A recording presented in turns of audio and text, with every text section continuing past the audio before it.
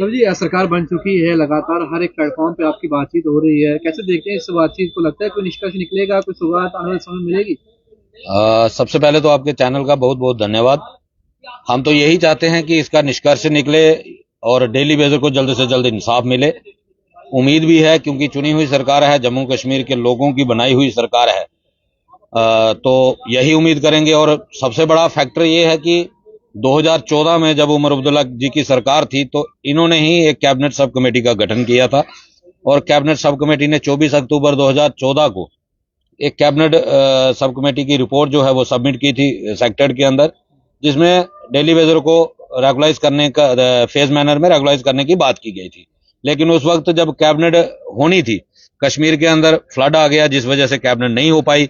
उसके बाद जब तक जम्मू के हालात थोड़े नॉर्मल होते तब तक कोड ऑफ कंडक्ट लागू हो गया और डेली वेजर वहीं का वहीं रह गया। तो मैं तो सभी डेली वेजरों की तरफ से, 60,000 परिवारों की तरफ से, उमर अब्दुल्ला सरकार से और खासकर जम्मू के जो हमारे 3 मिनिस्टर्स हैं, जावेद राणा जी हैं, डिप्टी सीएम सुरेंद्र चौधरी जी हैं, हमारे सतीश शर्मा जी हैं, मैं सबको ये अपील करना चाहूंगा कि जिस तरीके से हम भी जब से सरकार बनी हुई है, कहीं ना कहीं डेली वेजर का चर्चा सरकार के अंदर चल रहा है, मीडिया में भी चल रहा है।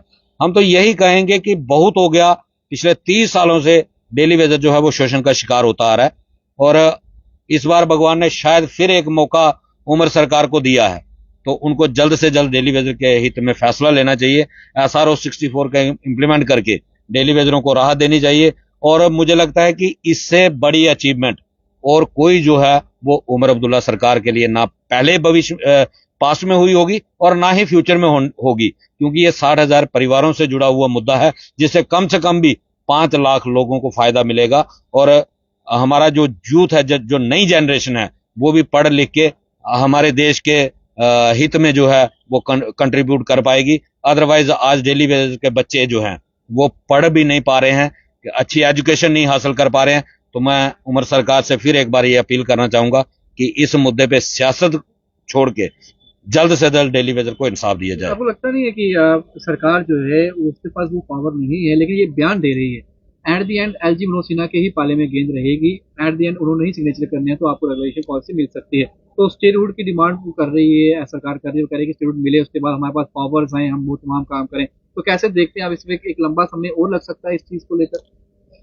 डाउट तो यही है क्योंकि एलजी साहब ने 2020 में 11 नवंबर 2020 में हमारे साथ वादा किया था, लेकिन उसके बावजूद 4 साल पूरे होने के बावजूद एलजी साहब ने अपना वादा पूरा नहीं किया।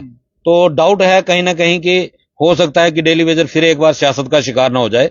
तो मैं जम्मू से जितनी भी हमारी पार्टियां जीती हुई हैं, चाहे वो नेशनल कॉन्फ्रेंस है, कांग्रेस है, बीजेपी है, पीडीपी है, जितनी भी पार्टियां हैं, मैं सबसे ये अपील करना चाहूंगा कि इस मुद्दे पे सियासत बहुत हो चुकी है पिछले 30 सालों से।